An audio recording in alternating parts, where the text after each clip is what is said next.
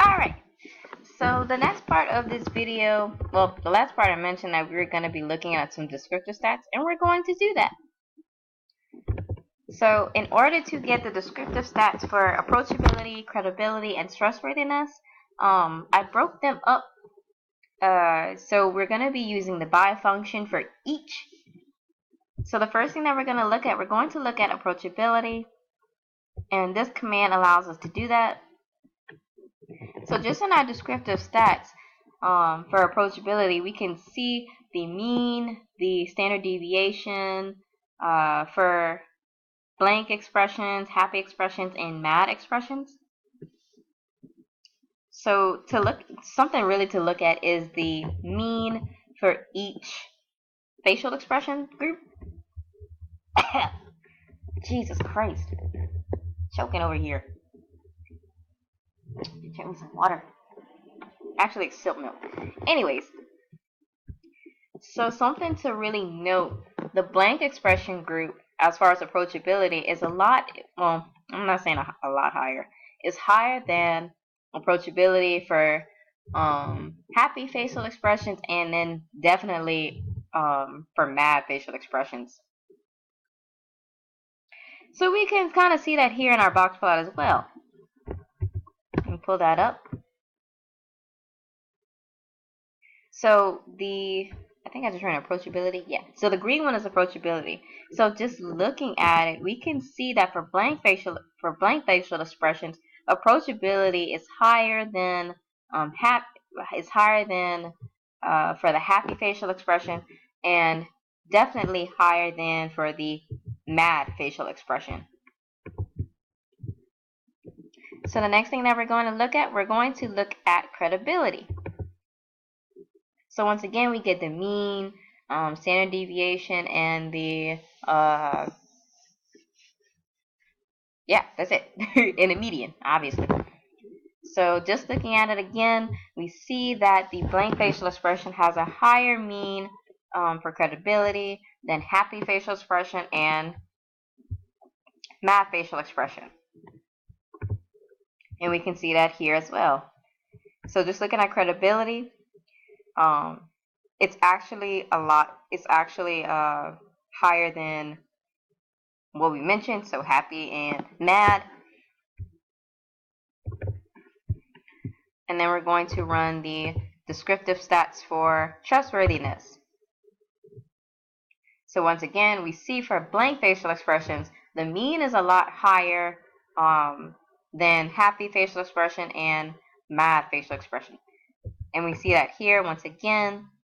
What did I just run? Trustworthiness? Yeah, we see that here, and on our box plot, we see that it's a lot higher. We see that it's a lot higher for trustworthiness. Not trustworthiness, blank facial expressions. Now, on a whole, to look at, and to compare, and just like really quick, like a snapshot of it, on our data as a whole, we can see that there is differences depending on the outcome variable for each facial expression group.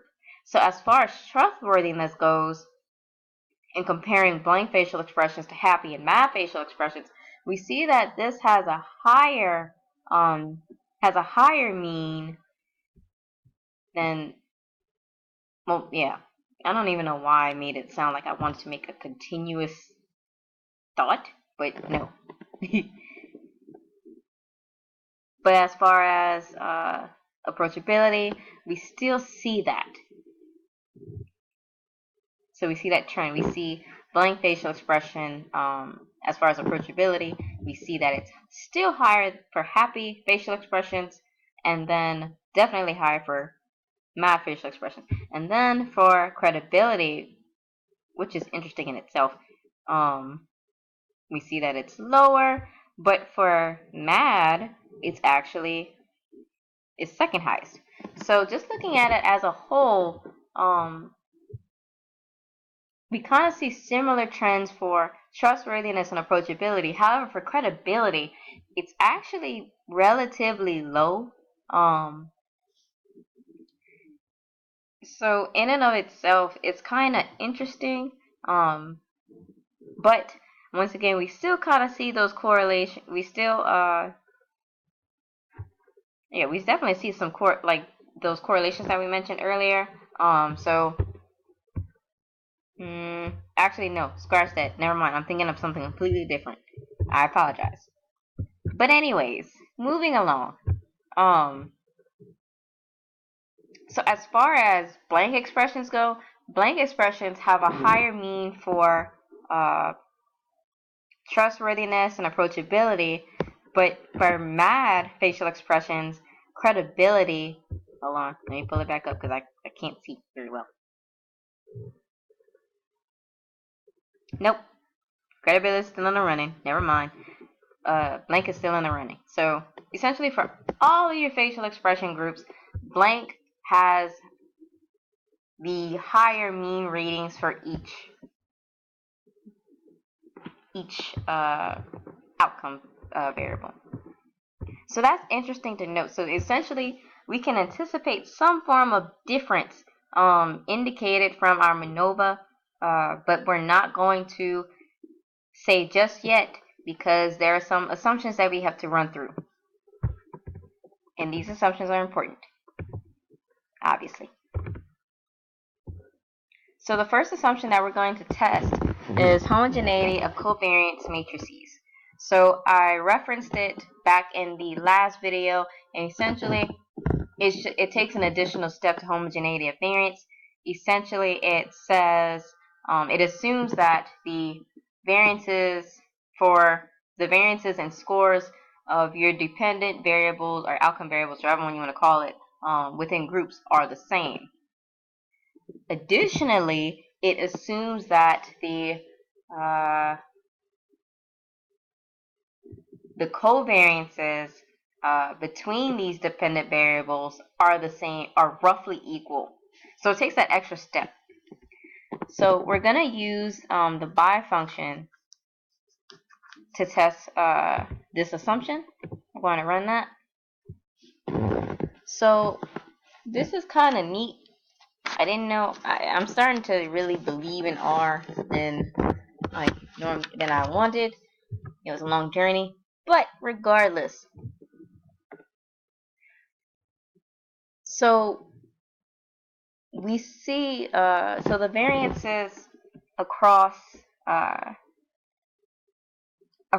the groups differ greatly from one another. So in a sense,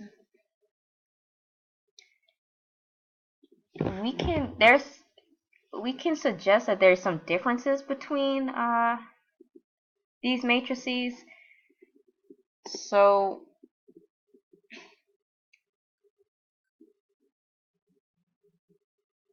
in essence, can we essentially trust our data based on this assumption?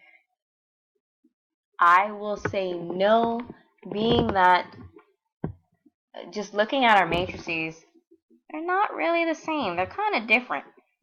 They're very different from one another.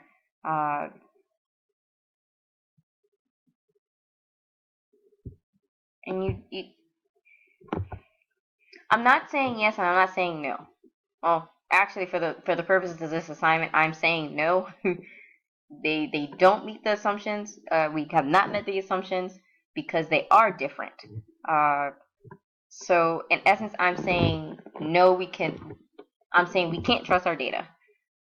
So sad face. Oh well, maybe one day I'll have it right on the assignment. Anyways,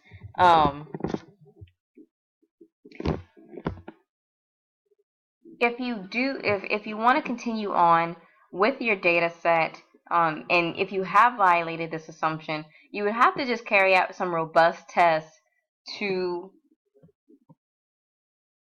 right the wrong, essentially. So the next assumption that we're going to test is the multivariate normality. So, like I mentioned in the last video, multivariate normality is basically your data lying on a multivariate normal distribution. That's a very watered down version of it.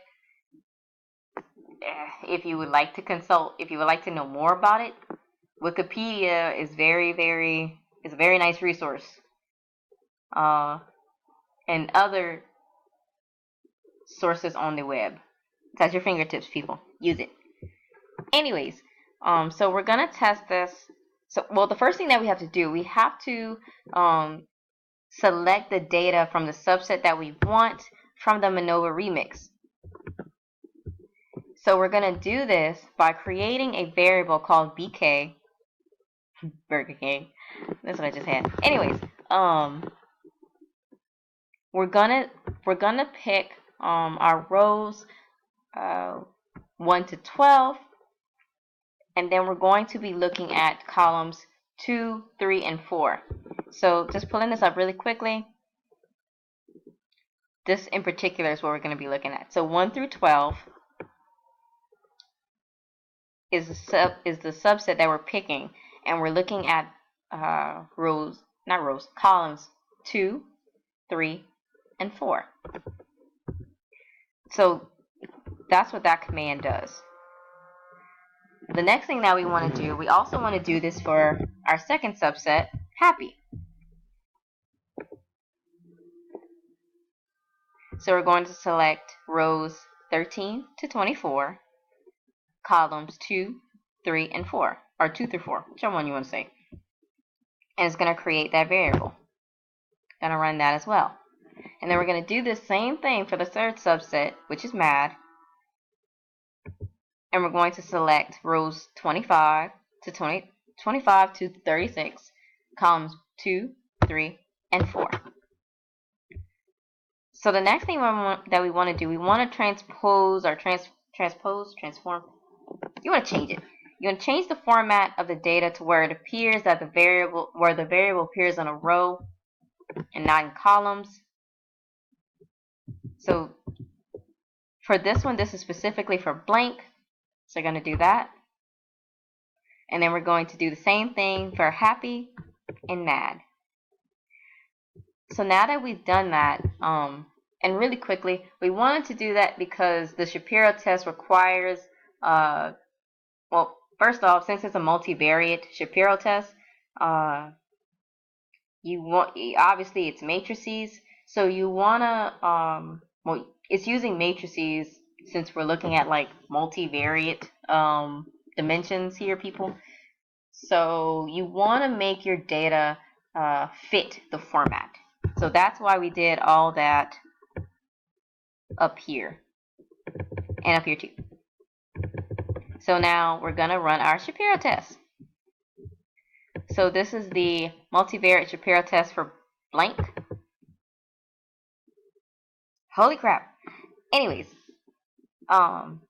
so normally with our Shapiro-Wilks test and in previous statistical analyses with normality, univariate normality, we don't want our p-value to be significant. And in this, it's the same way for this case.